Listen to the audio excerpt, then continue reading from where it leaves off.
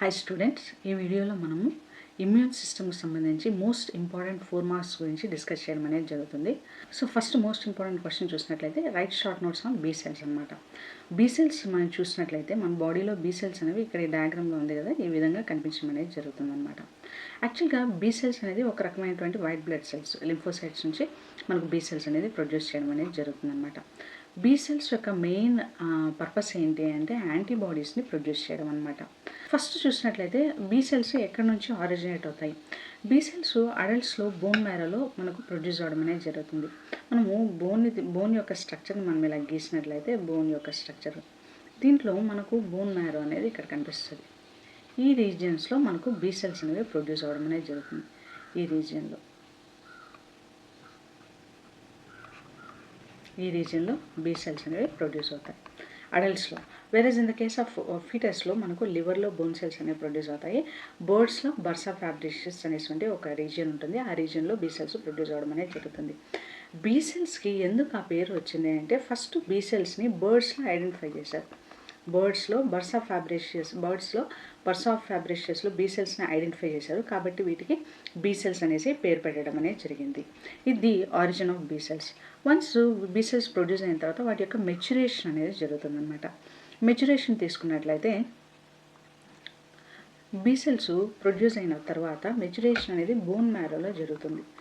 Bone మ్యారోలో maturation అనేది జరుగుతుంది.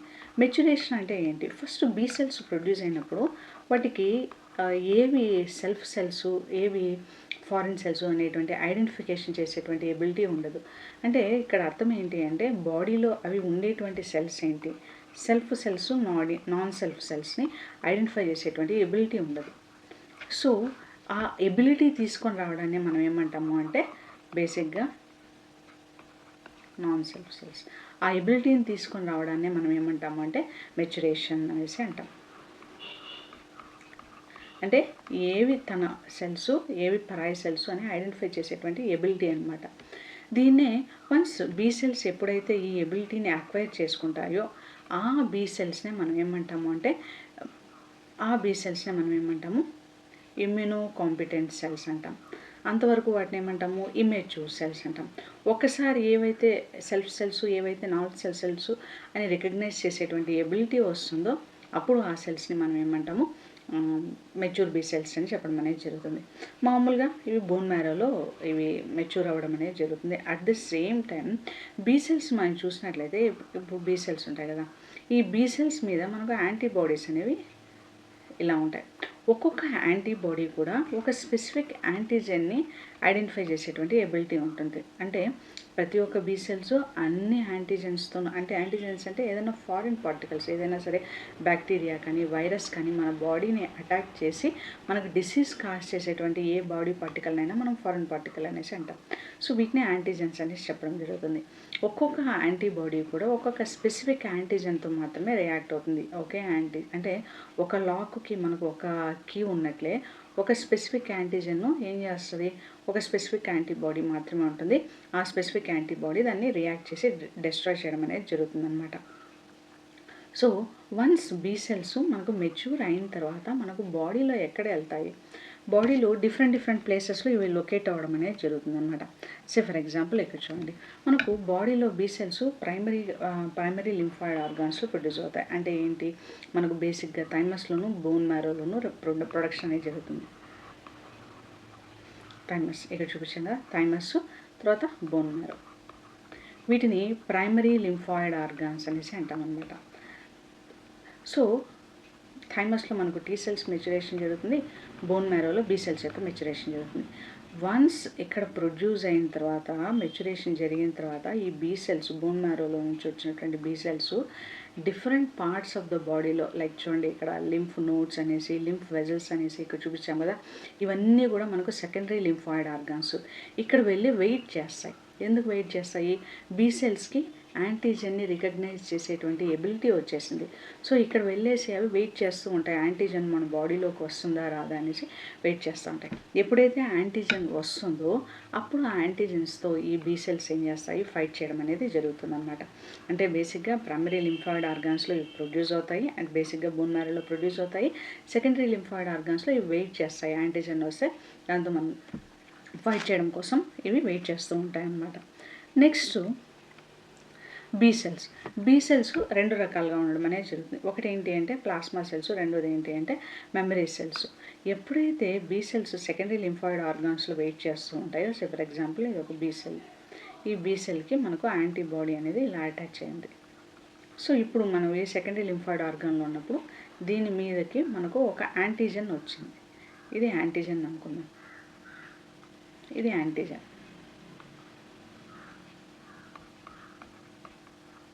ఇది యాంటీజెన్ బీ సెల్ దగ్గరికి వచ్చిన వెంటనే ఇవి ఏం చేస్తుంది అంటే రెండు రకాలైనటువంటి సెల్స్ని ప్రొడ్యూస్ చేస్తుంది. ఒకటి ఇమీడియట్గా ఫైట్ చేసేటువంటి సెల్స్, ఇమీడియట్గా ఈ యాంటీజెన్తో ఫైట్ చేసి ఈ యాంటీజెన్ని డిస్ట్రాయ్ చేస్తాయి.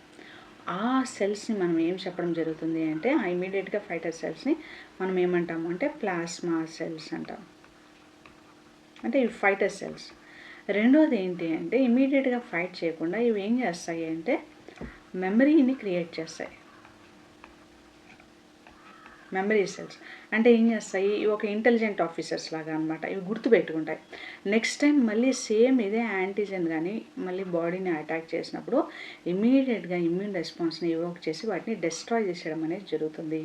సో బీ సెల్స్ ఏం చేస్తాయి, ఒకటి ప్లాస్మా సెల్స్ లాగా ఇమీడియట్గా ఫైట్ చేస్తాయి, లేకపోతే రెండోది ఏం చేస్తాయి మెమరీ సెల్స్ లాగా మారిపోయి దాని అంటే యాంటీజెన్ ఇలా ఉంటుంది, ఇలా ఉన్నప్పుడు ఇమీడియట్గా మనం రెస్పాన్స్ ఇలా ఎవోక్ చేయాలి అని గుర్తుపెట్టుకునేసి ఉంటుంది. వాటిని మనం ఏమంటాము మెమరీ సెల్స్ అనేసి అంటాం.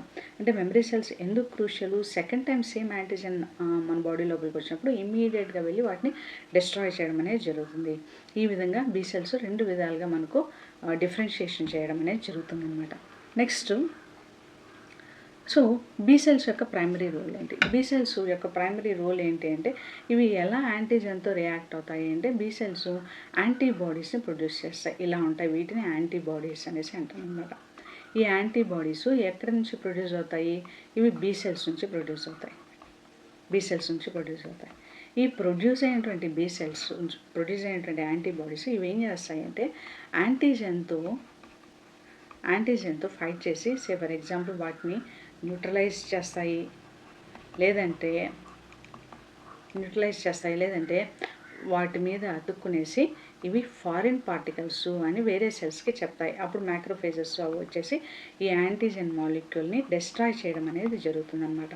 ఈ విధంగా యాంటీబాడీస్ మన బాడీని ప్రొటెక్ట్ చేయడం అనేది జరుగుతుంది. నెక్స్ట్ మనం తీసుకున్నట్లయితే మెయిన్ ఇంపార్టెంట్ పాయింట్స్ని చూసినట్లయితే బీ సెల్స్ ఎక్కడ ప్రొడ్యూస్ అవుతాయి. బీ సెల్స్ మనకి ఏం జరుగుతాయి, అడల్ట్స్లో అయితే మనకు బోన్ మ్యారోలో ప్రొడ్యూస్ అవుతాయి. అదే ఫైటర్స్లో అయితే మనకి ఎక్కడ ప్రొడ్యూస్ అవుతాయి, లివర్లో ప్రొడ్యూస్ అవుతాయి. అదే మనకు బర్డ్స్లో అయితే బర్సా ఆఫ్ ఫ్యాబ్రేషియస్లో మనకు బీ సెల్స్ ప్రొడ్యూస్ అవ్వడం అనేది జరుగుతుంది. ఈ ఫామ్ అయినటువంటి be cells immature be cells ఇవి ఏం చేస్తాయి, యాంటీజెన్ని రికగ్నైజ్ చేసేటువంటి ఎబిలిటీని తెచ్చుకుంటాయి. దాన్ని మనం మెచ్యురేషన్ అంటాము. ఇవి immuno competent B cells. Once యాంటీజెన్ని ఎప్పుడైతే రికగ్నైజ్ చేయగలుగుతాయో ఆ బీ సెల్స్ని మనం ఏమంటాము ఇమ్యూనో కాంపిటెంట్ బీ సెల్స్ అని చెప్పడం జరుగుతుంది. తర్వాత ఏం చేస్తాయి, ఈ be cells secondary lymphoid organs లోపలికి వెళ్తాయి. సెకండరీ లింఫాయిడ్ ఆర్గాన్స్లో వెళ్ళి వెయిట్ చేస్తూ ఉంటాయి. ఎప్పుడైనా సరే మనకు యాంటీజెన్ వచ్చి అటాక్ చేస్తుందా అనేసి చూస్తూ ఉంటాయి. ఆ తర్వాత ఎప్పుడైతే మనకు యాంటీజెన్ బీ సెల్స్ని అటాక్ చేస్తుందో అప్పుడు ఏంగా మారిపోతాయి, ఇవి రెండు విధాలుగా డిఫరెన్షియేట్ చేయడం అనేది జరుగుతుంది. ఒకటి ఇమ్మీడియట్గా ఫైట్ చేసేటువంటి బీ సెల్స్, వాటిని మనం ఏం చెప్తాము ప్లాస్మా సెల్స్ అనేసి అంటాం. ఈ ప్లాస్మా సెల్స్ ఏం చేస్తాయి, ఇమ్మీడియట్గా ఈ వచ్చినటువంటి యాంటీజెన్తో మనకు ఫైట్ చేయడం అనేది జరుగుతుంది. రెండోది ఏంటి, మెమరీ సెల్స్. ఈ మెమరీ సెల్స్ ఏం చేస్తాయి, ఇవి ఒక ఇంటెలిజెన్స్ ఆఫీసర్స్ లాగా ఇవి ఏం చేస్తాయి, ఇవి గుర్తుపెట్టుకుంటాయి. ఓహో ఈ విధమైనటువంటి యాంటీజెన్ వచ్చినప్పుడు సెకండ్ టైము మనము ఏ విధమైనటువంటి యాంటీబాడీస్ని ప్రొడ్యూస్ చేయాలి అనేసి మనకు మెమరైజ్ చేసుకోవడం అనేది జరుగుతుందన్నమాట. Next for example best example ఏంటి అంటే వ్యాక్సిన్స్ ఎప్పుడు మనకు చిన్నతనంలో వ్యాక్సిన్స్ వేస్తారు. Polio vaccine. ఈ పోలియో వ్యాక్సిన్ వన్స్ చిన్నతనంలో వేసిన తర్వాత మళ్ళీ లైఫ్ లాంగ్ పోలియో డిసీజ్ అనేది రాదు. ఎందువల్ల రాదు అంటే అది మెమరీ అనేది క్రియేట్ అయిపోతుంది. ఒక పోలియో వైరస్ ఇలా ఉంటుంది, దీనికి సంబంధించినటువంటి యాంటీబాడీస్ని మనం ఇలా ప్రొడ్యూస్ చేయాలి అని బ్రెయిన్లో మెమరీలో చనిపోయేంత వరకు ఈ మెమరీ అనేది ఉంటుంది. కాబట్టి మళ్ళీ యాంటీజెన్ అటాక్ చేసినా కూడా ఇమ్మీడియట్గా మన బాడీ యాంటీబాడీస్ని ప్రొడ్యూస్ చేసి డిసీజ్ రాకుండా మనల్ని ప్రొటెక్ట్ చేయడం అనేది జరుగుతుంది. చూసారా బి సెల్స్ ఎంత సిగ్నిఫికెంట్ సెల్స్. ఒక్కసారి కానీ ఇవి ఎనిమి యాంటీజెన్ ఎలా ఉంటుంది అని కానీ గుర్తుపెట్టుకున్నాయంటే లైఫ్ లాంగ్ వాటి మెమరీ అనేది అలాగే గుర్తుంటుంది. This is all about the B cells. Next most important question ఏంటి అంటే write short notes on immunoglobulins. So immunoglobulins అంటే ఏంటి? ఇందాక మనం బి సెల్స్ గురించి చెప్పుకున్నాం. ఈ బి సెల్స్ ప్రొడ్యూస్ చేసేటువంటి స్పెషలైజ్డ్ ప్రోటీన్ మాలిక్యూల్స్నే మనం ఏమంటాము అంటే ఇమ్యునోగ్లోబులిన్స్ అనేసి అంటాం. వీటిని ఐజీ అని రిప్రజెంట్ చేస్తాము. అంటే ఇవి యాంటీబాడీస్ అన్నమాట. యాంటీబాడీస్ ఇవి ఏం చేస్తాయి? యాంటీజెన్స్ని డిస్ట్రాయ్ చేయడం అనేది జరుగుతుంది. మనకు బాడీలో డిఫరెంట్ యాంటీ బ్యాక్టీరియా వైరసెస్ మన బాడీని ఎప్పుడూ కూడా అటాక్ చేస్తూ ఉంటాయి. ప్రతి ఒక్క వైరస్కి ప్రతి ఒక్క బ్యాక్టీరియాకి డిఫరెంట్ టైప్స్ ఆఫ్ యాంటీబాడీస్ అనేవి ప్రొడ్యూస్ అవుతాయి. అంటే ఒక్కొక్క వైరస్కి ఒక్కొక్క బ్యాక్టీరియాకి ఆ విధమైన ఏ విధంగా ఒక లాక్కి ఒక కీసే ఉంటుందో అదేవిధంగా ఒక రకమైనటువంటి బ్యాక్టీరియాకి ఒక విధమైనటువంటి యాంటీబాడీసే ప్రొడ్యూస్ అవ్వడం అనేది జరుగుతుంది. దీన్నే మనం ఏమంటాము అంటే యాంటీజెన్ స్పెసిఫిసిటీ అంటాం. యాంటీజెన్ స్పెసిఫిసిటీ అంటే ఒక రకమైనటువంటి యాంటీజెన్కి ఒక రకమైనటువంటి యాంటీబాడీనే ప్రొడ్యూస్ అవ్వడం అనేది జరుగుతుంది. ఎందుకు ఈ స్పెసిఫిసిటీ వల్ల మనకు ఇమీడియట్గా మనము యాంటీజెన్ని డిస్ట్రాయ్ చేయడం అనేది జరుగుతుంది. నెక్స్ట్ ఇమ్యునోగ్లోబులిన్ స్ట్రక్చర్ని తీసుకున్నట్లయితే ఇది ఎన్సీఆర్టీ డయాగ్రామ్. ఈ ఎన్సీఆర్టీ డయాగ్రామ్లో ఇమ్యునోగ్లోబులిన్ స్ట్రక్చర్ని ఈ విధంగా మనం రిప్రజెంట్ చేయడం జరిగింది. This are all protein specialised protein molecules. Proteins అంటే ఏంటి? This are all polymers of amino acid. This are all polymers of amino acids. దీంట్లో మనకు మెయిన్గా 2 చైన్స్ అనేవి కనిపిస్తాయి. ఒకటి ఇలా పొడవుగా ఉండేటువంటి ఈ హెవీ చైన్, హెచ్ చైన్ అన్నాం కదా, దీన్ని హెవీ చైన్ అంటాం. రెండోది లైట్గా ఉండేటువంటి లైట్ చైన్. సో బేసిక్గా యాంటీబాడీ స్ట్రక్చర్ని చూసినట్లయితే 2 హెవీ చైన్స్ ఉంటాయి, 2 లైట్ చైన్స్ ఉంటాయి. చూడండి, ఇక్కడ హెవీ చైన్, ఇది హెవీ చైన్, ఇక్కడ లైట్ చైన్, ఇక్కడ లైట్ చైన్. ఈ హెవీ చైన్ లైట్ చైన్లో కూడా మనకు 2 రీజియన్స్ అనేవి కనిపిస్తాయి. ఒకటి ఈ రీజియన్, దీన్ని మనం వేరియబుల్ రీజియన్ అంటాం. చూసారా, ఈ రీజియన్ని మనం వేరియబుల్ రీజియన్ అని చెప్పడం జరుగుతుంది. సో ఇక్కడ ఈ హెవీ చైన్లో చూసినట్లయితే దీన్ని వేరియబుల్ రీజియన్ అని చెప్పడం జరుగుతుంది. ఇది వేరియబుల్ రీజియన్. తర్వాత ఈ రీజియన్ మనకు కాన్స్టెంట్గా ఉంటుంది.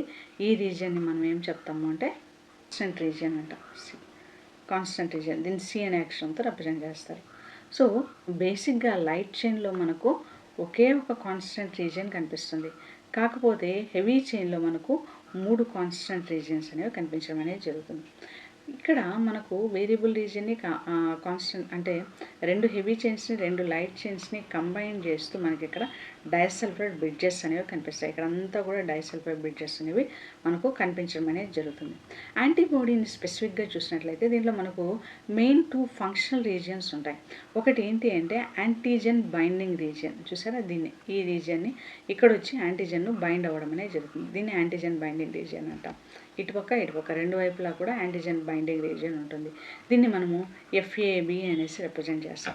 ఇంకొకటి బి సెల్ యొక్క సర్ఫేస్కి ఇలా అటాచ్ అయి ఉంటుంది. ఈ రీజియన్ని మనం ఏమంటాము అంటే ఎఫ్సి రీజియన్ అనేసి అంటాం. ఈ రీజియన్ని ఎఫ్సి రీజియన్ అంటాము. ఈ పర్టికులర్ రీజియన్ని మనం ఇక్కడ నుంచి ఇక్కడ వరకు ఈ రీజియన్ని మనం ఏమంటాము ఎఫ్ఏబి రీజియన్ అని చెప్పడం జరుగుతుంది. These are the 2 functionally important regions. ఇప్పుడు సే ఫర్ ఎగ్జాంపుల్ ఒక యాంటీజెన్ను ఇలా ఉందనుకుందాం, ఇలా ఉంది.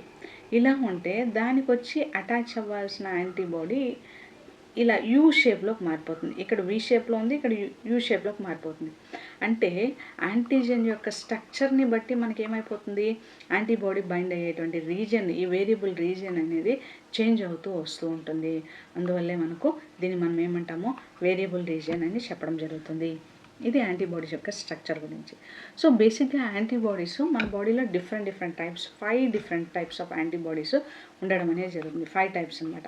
ఏంటి అంటే బేసిక్గా దీంట్లో ఉండేటువంటి ఇక్కడ heavy chain, light chain heavy chain ఉందన్నాం కదా, ఈ హెవీ చైన్ బట్టి మనం 5 డిఫరెంట్ వెరైటీస్గా డిఫరెన్షియేట్ చేయడం జరిగింది. ఏంటి అంటే హెవీ చైన్ గామా టైప్ అనుకోండి, దాన్ని మనము ఐజీజీ ఇమ్యునోగ్లోబులిన్ అంటాం. హెవీ చైన్ ఆల్ఫా టైప్ అంటే దాన్ని ఐజీఏ అంటాం. హెవీ చైన్ మ్యూ టైప్ అనుకోండి, మ్యూ హెవీ చైన్ ఉంది అంటే దాన్ని మనం ఏమంటాము ఐజీఎం యాంటీబాడీస్ అని చెప్తాం. హెవీ చైన్ ఎప్సిలాన్ ఉందనుకోండి, దాన్ని మనం ఐజీఈ అంటాము. హెవీ చైన్ డెల్టా టైప్ అయితే దాన్ని మనము ఐజీడీ అని చెప్పడం జరుగుతుంది. సో ఇమ్యునోగ్లోబులిన్ని వాటి యొక్క హెవీ చైన్స్ బేస్ చేసుకొని మనం 5 డిఫరెంట్ వెరైటీస్గా డిఫరెన్షియేట్ చేయడం అని జరిగింది. దీన్నే మనము సింపుల్గా గేమ్డ్ అనేటువంటి ఒక చిన్న యాక్రోనిమ్తో గుర్తుపెట్టుకోవడం జరుగుతుంది అనమాట. సో ఐజీజీ ఇమ్యునోగ్లోబులిన్స్ అనేవి లాంగ్ టర్మ్ జనరల్ ఇమ్యునోగ్లోబులిన్స్, ఇవి లాంగ్ టర్మ్ మనకు ఇమ్యూనిటీని హెల్ప్ చేస్తాయి. ఐజీఏ యాంటీబాడీస్ మ్యూకస్ ఏరియాస్లో అంటే రెస్పిరేటరీ ట్రాక్ట్స్ దగ్గర ఈ ఐజీఏ యాంటీబాడీస్ ఉండడం అనేది జరుగుతుంది. ఐజీఎం యాంటీబాడీస్ ఎప్పుడైనా సరే బ్యాక్టీరియా కానీ వైరస్ కానీ మనల్ని అటాక్ చేసినప్పుడు ఫస్ట్ ప్రొడ్యూస్ అయ్యేటువంటి పొటెన్షియల్ యాంటీబాడీస్ ఏంటి అంటే ఐజీఎం యాంటీబాడీస్. యాక్చువల్గా ఇవి పెంటామర్స్ అంటే 5 కాంపోనెంట్స్ కలిసి ప్రొడ్యూస్ అవుతాయి అన్నమాట. నెక్స్ట్ అలర్జిక్ రియాక్షన్స్లో మనకు ప్రొడ్యూస్ అయ్యేటువంటి యాంటీబాడీస్ ఏంటి అంటే ఐజీఈ యాంటీబాడీస్. ఐజీడీ యాంటీబాడీస్ ఏం చేస్తాయి, ఈ యాంటీబాడీస్ బీ సెల్స్ని యాక్టివేట్ చేయడంలో ఇంపార్టెంట్ రోల్ని ప్లే చేయడం అనేది జరుగుతుంది. నెక్స్ట్ యాంటీబాడీ యొక్క మెయిన్ ఫంక్షన్ ఏంటి? యాంటీబాడీ యొక్క మెయిన్ ఫంక్షన్ ఏంటి అంటే ఫస్ట్ ఆఫ్ ఆల్ ఇవి యాంటీజెన్ని అటాక్ చేయకుండా అంటే మన బాడీని అటాక్ చేయకుండా వాటిని న్యూట్రలైజ్ చేయడం అనేది జరుగుతుంది. ఇంకోటి ఏంటి అంటే ఇవి యాంటీజెన్ మీద వెళ్ళి అటాచ్ అయిపోయి మైక్రోఫేజెస్కి వాటికి సిగ్నల్స్ ఇస్తాయి, యాంటీజెన్ ఇక్కడ ఉంది వచ్చి అటాక్ చేయి, వీటిని డిస్ట్రక్ట్ చేయి అనేసి. అంటే ఈ యాంటీబాడీస్ మనకు లాంగ్ టర్మ్ ఇమ్యూనిటీని ప్రొవైడ్ చేయడం అనేది జరుగుతుంది. సో ఇప్పుడు నేను ఇంతవరకు చెప్పాను కదా, మనకు జలుబు వచ్చింది అనుకోండి, ఇది వింటర్ సీజన్స్లో జలుబు ఎక్కువగా వస్తుంటుంది. జలుబు వచ్చినప్పుడు దానికి అగైనెస్ట్గా మన బాడీలో ఏ ఇమ్యునోగ్లోబులిన్స్ మనకు ప్రొటెక్షన్ ఇస్తాయి మీరు ఇక్కడ చెప్పగలరా? ఇక్కడ నేను చెప్పినటువంటి వీటిని బట్టి. సో మీ యొక్క ఆన్సర్ని కింద ఉన్నటువంటి కమెంట్స్ రూపంలో నాకు తెలియజేయండి.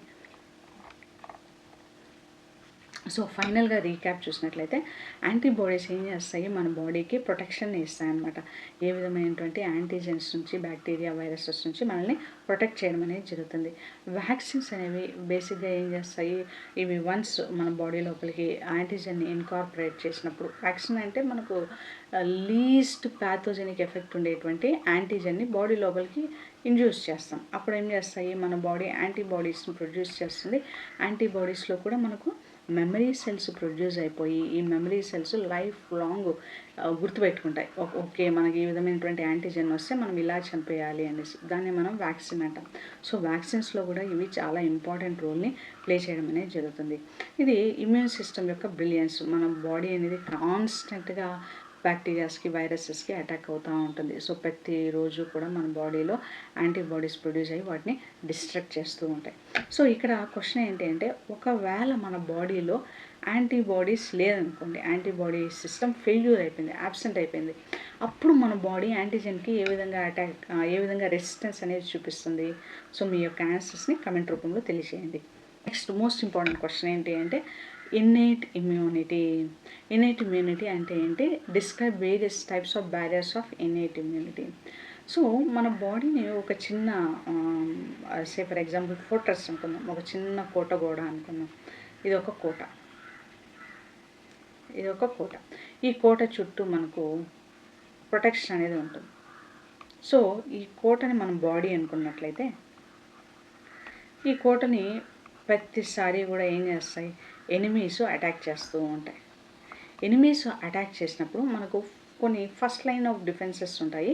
At the same time by birth నుంచే కొన్ని మనకు డిఫెన్స్ సిస్టమ్ అనేది ఉంటుంది.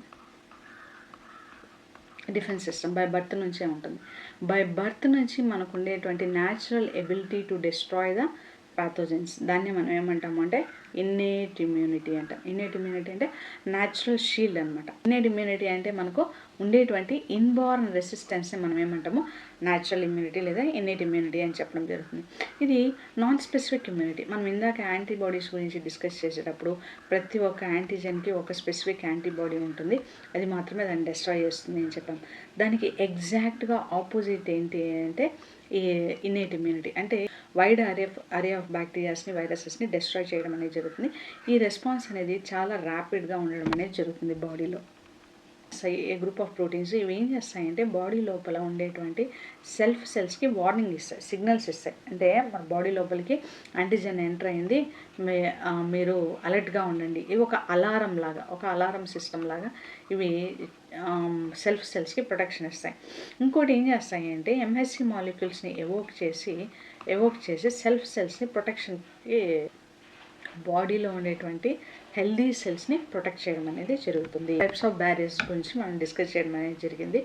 ఇన్నేట్ ఇమ్యూనిటీ అంటేనే మనకు ఇన్బార్న్ డిఫెన్స్, న్యాచురల్గా వచ్చేటువంటి రెసిస్టెన్స్ని మనం ఏమంటాము ఇన్నేట్ ఇమ్యూనిటీ అంటాం. దీంట్లో మనకు ఫిజికల్ బ్యారియర్స్, పుట్టంగానే మనకు స్కిన్ ఉంటుంది, సలైవా ఉంటుంది, మ్యూకస్ మెంబ్రేన్ ఉంటుంది, సెల్యులర్ బ్యారియర్స్ ఉంటాయి, సైటోకైన్స్ ఉంటాయి. ఇవన్నీ మనకు బై బర్త్ నుంచే వస్తాయి, అందుకే వీటిని ఇన్నేట్ ఇమ్యూనిటీ అంటాం.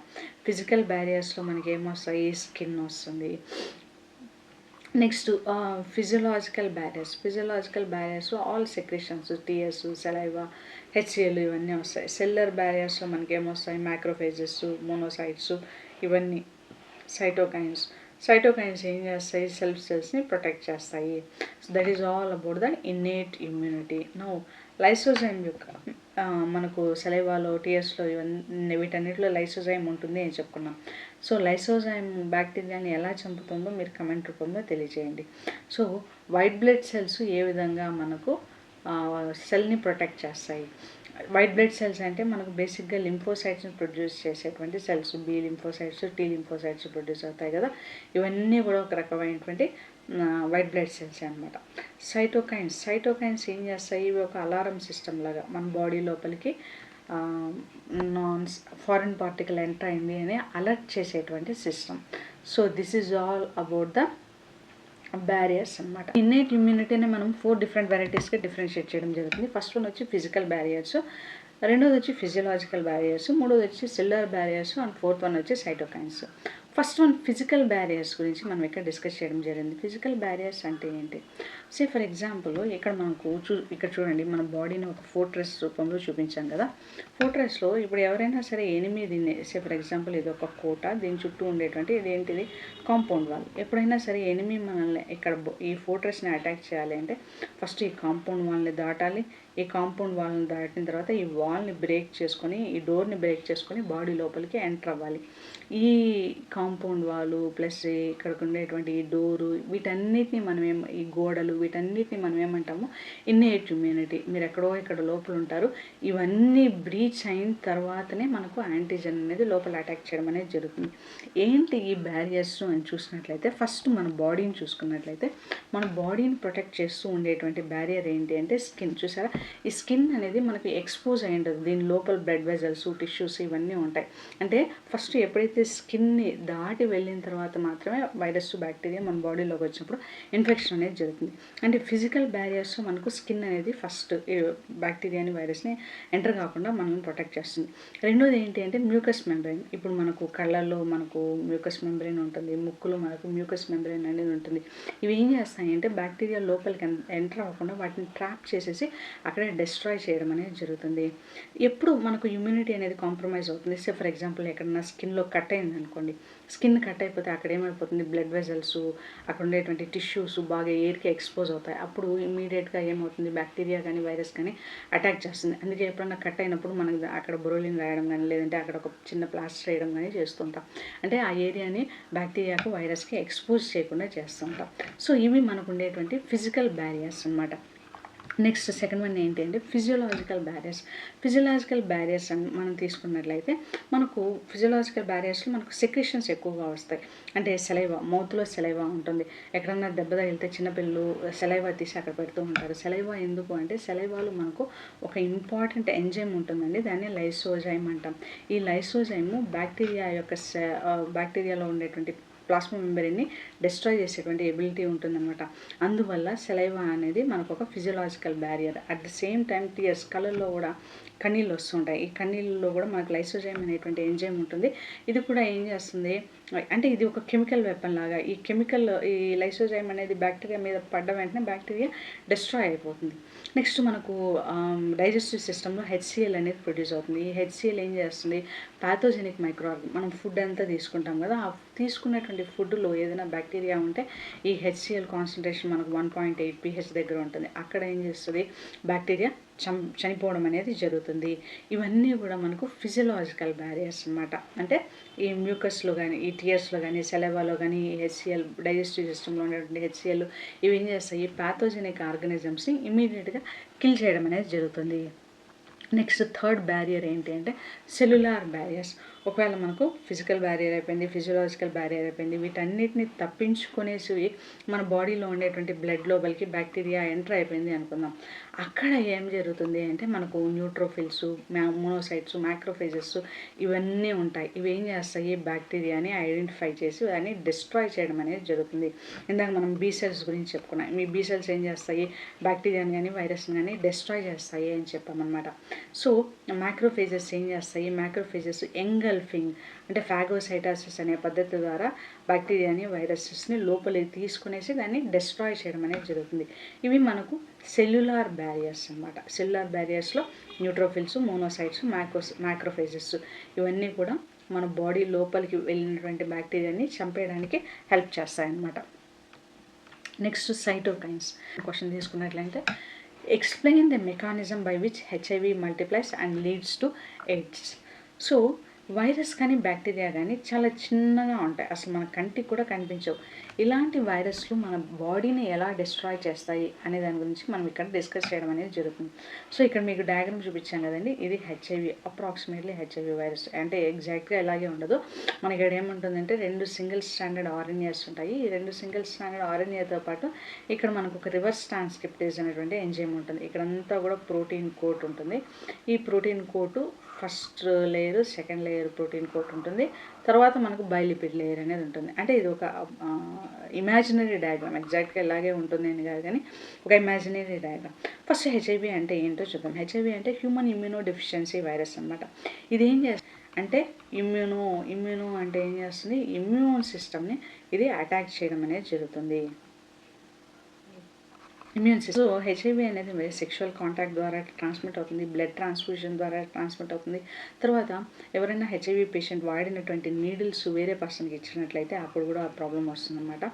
మదర్ నుంచి చైల్డ్ కూడా హెచ్ఐవి అనేది స్ప్రెడ్ అవ్వడం అనేది జరుగుతుంది. హెచ్ఐవి అనేది మన బాడీలో ఎలా వర్క్ చేస్తుంది అని చూసినట్లయితే, first of all HIV human బాడీలో టీ హెల్పర్ సెల్స్ని అటాక్ చేస్తుంది. మైక్రో ఎలా అటాక్ చేస్తుంది ఏంటి అనేది చూద్దాం. సో ఫర్ ఎగ్జాంపుల్ హెచ్ఐవి అనేది రిట్రో వైరస్ ఫ్యామిలీకి సంబంధించి ఒక వైరస్ అనమాట. హెచ్ఐవి అనేది బాడీని అటాక్ చేస్తుంది. ఈ బాడీని అటాక్ చేసిన వెంటనే అది ఒక సెల్ని అటాక్ చేస్తుంది. సెల్ని అటాక్ చేసిన వెంటనే దాని యొక్క ఈ సెల్ని అటాక్ చేస్తుంది. ఈ సెల్ని అటాక్ చేసిన వెంటనే అదేం చేస్తుంది, బాడీ లోపలికి వైరస్ యొక్క ఆర్ఎన్ఏని ఇంట్రడ్యూస్ చేయడం అనేది జరుగుతుంది. హెచ్ఐవిలో మనకు జెనెటిక్ మెటీరియల్ వచ్చేసి సింగిల్ స్టాండర్డ్ ఆర్ఎన్ఏ మాలిక్యూల్. దాంతోపాటు మనకు ఒక ఎంజైమ్ ఉంటుంది, రివర్స్ ట్రాన్స్క్రిప్టేజ్ అనేటువంటి ఎంజైమ్ ఉంటుంది. ఎప్పుడైతే ఈ సింగిల్ స్టాండర్డ్ ఆర్ఎన్ఏని లోపలికి పంపిస్తుందో అక్కడ ఇదేం చేస్తుంది అంటే రివర్స్ ట్రాన్స్క్రిప్టేజ్ అనేటువంటి ఎంజైమ్ని ఉపయోగించుకొని ఈ వైరల్ ఆర్ఎన్ఏ నుంచి మనకు ఒక సింగిల్ స్టాండర్డ్ డిఎన్ఏ ప్రొడ్యూస్ అవ్వడం అనేది జరుగుతుంది. దేని ద్వారా, by the use of reverse transcriptase అనేటువంటి ఎంజైమ్. ఈ రివర్స్ ట్రాన్స్క్రిప్టేజ్ అనేటువంటి ఎంజైమ్ ఒక రిట్రో వైరస్ ఫ్యామిలీ వైరసెస్లో మాత్రమే ఉంటుంది, ఇంకెక్కడా ఉండదన్నమాట. సో ఎప్పుడైతే సింగిల్ స్టాండర్డ్ ఆర్ఎన్ఏ నుంచి మనకి డిఎన్ఏ ప్రొడ్యూస్ అయిందో ఇమ్మీడియట్గా ఈ డిఎన్ఏని ఉపయోగించుకొని ఇంకొక కాంప్లిమెంటరీ డిఎన్ఏ అనేది ప్రొడ్యూస్ చేస్తుంది. సో ఫైనల్గా డబుల్ స్టాండర్డ్ డిఎన్ఏ అనేది మనకు ప్రొడ్యూస్ అయిపోతుంది. డబుల్ స్టాండర్డ్ డిఎన్ఏ ప్రొడ్యూస్ అయిపోయిన తర్వాత ఇప్పుడు ఇది ఏం చేస్తుంది, హోస్ట్ యొక్క జెనెటిక్ మెటీరియల్, ఈ డిఎన్ఏ ఉంది కదా, హోస్ట్ యొక్క డిఎన్ఏ, టీహెచ్ సెల్ యొక్క డిఎన్ఏ మన ఎగ్జాంపుల్, ఈ డిఎన్ఏ లోపలికి ఈ డబుల్ స్టాండర్డ్ వైరల్ డిఎన్ఏని ఇంటిగ్రేట్ చేస్తుంది. ఎలా ఇంటిగ్రేట్ చేస్తుంది, ఇందులో ఒక స్పెషలైజ్డ్ ఎంజైమ్ ఉంటుంది. ఆ ఎంజైమ్నే మనం ఏమంటాము, ఇంటిగ్రేజ్ అంటాం. ఎంజైమ్ ద్వారా హోస్ట్ యొక్క డిఎన్ఏ లోపలికి వైరస్ డబుల్ స్టాండర్డ్ డిఎన్ఏ అనేది ఎంటర్ అయిపోతుంది. ఎప్పుడైతే ఈ వైరస్ డబుల్ స్టాండర్డ్ డిఎన్ఏ వెళ్ళిపోతుందో అప్పుడు ఏం చేస్తుంది, ఈ డిఎన్ఏ అనేది ట్రాన్స్క్రైబ్ అయిపోయి అక్కడ నుంచి మనకి ఏం చేస్తాయి, వైరల్ ప్రోటీన్స్ ట్రాన్స్లేషన్ జరిగి వైరల్ ప్రోటీన్స్ ప్రొడ్యూస్ అవుతాయి. అంటే సెల్ ఏమో హ్యూమన్ సెల్, కానీ ప్రొడ్యూస్ అయ్యే కాంపోనెంట్స్ ఏం ప్రొడ్యూస్ అవుతున్నాయి, వైరస్ సంబంధించినటువంటి ప్రోటీన్స్, వైరస్ సంబంధించినటువంటి జెనెటిక్ మెటీరియల్ ఇవన్నీ ప్రొడ్యూస్ అవ్వడం అనేది జరుగుతుందన్నమాట. కాబట్టి ఫైనల్గా ఈ సెల్ ఏ విధంగా మారిపోతుంది, it's a factory for the production of viruses. So once ఎప్పుడైతే హెచ్ఐవి అనేది హ్యూమన్ సెల్స్ని కంట్రోల్లోకి తీసుకుంటుందో అక్కడి నుంచి మనకు ఎయిడ్స్ డిక్లేర్ అయ్యి ఏం జరుగుతుంది, హెచ్ఐవి వల్ల మనకు ఇమ్మీడియట్గా ఇన్ఫెక్షన్స్ ఏం కనిపించవు. అంటే ఫస్ట్ మనకు ఫీవరు, డయేరియా కనిపిస్తాయి, వెయిట్ లాస్ అనేది కనిపిస్తుంది. కానీ మెయిన్ ఇంపార్టెంట్ ఏంటి అంటే ఇది టీ హెల్పర్ సెల్స్ని అటాక్ చేసుకుంటూ వస్తుంది. ఇమ్యూన్ సిస్టమ్ని ఎవోక్ చేసేటువంటి సెల్స్ ఎప్పుడైతే అన్ని టీ హెల్పర్ సెల్స్ని డెస్ట్రాయ్ చేసుకుంటూ వస్తుందో అప్పుడు ఏం చేస్తుంది, ఫర్ ఎగ్జాంపుల్ మామూలుగా మనకు జలుబు వచ్చింది అనుకోండి, ఒక 3 డేస్లోనో 4 డేస్లోనో తగ్గిపోతుంది. బట్ ఎప్పుడైతే ఈ హెచ్ఐవి పేషెంట్స్లోకి జలుబు వచ్చింది అనుకోండి, అది తగ్గడానికి కొన్ని నెలలు పడుతుంది. ఇలాగే ఆ హెచ్ఐవి చాలా అడ్వాన్స్ స్టేజ్లోకి వెళ్ళిపోయింది అంటే ఒక చిన్న ఫ్లూతో కూడా మనిషి చనిపోవడం అనేది జరుగుతుంది. అంటే వాళ్ళకు ఈ టీబీ, నిమోనియా ఈ డిసీజెస్ అన్నీ వచ్చి వాళ్ళు చనిపోవడం అనేది జరుగుతుంది. అంటే ఇమ్యూన్ సిస్టమ్ కంప్లీట్గా ఫెయిల్ అయిపోతుంది, చిన్న చిన్న వాటికి కూడా రెస్పాండ్ అవ్వడంలో ఫెయిల్యూర్ అయిపోతుంది. సో ఫైనల్గా మనిషి చనిపోవడం అనేది జరుగుతుంది. This is all about the HIV, human immuno deficiency virus. So ఈ వీడియో నచ్చినట్లయితే మీరు లైక్ చేయండి, అట్ ద సేమ్ టైం ఛానల్కి సబ్స్క్రైబ్ చేయండి, ఇలాంటి మరిన్ని వీడియోస్ చూడండి. So thank you, happy reading.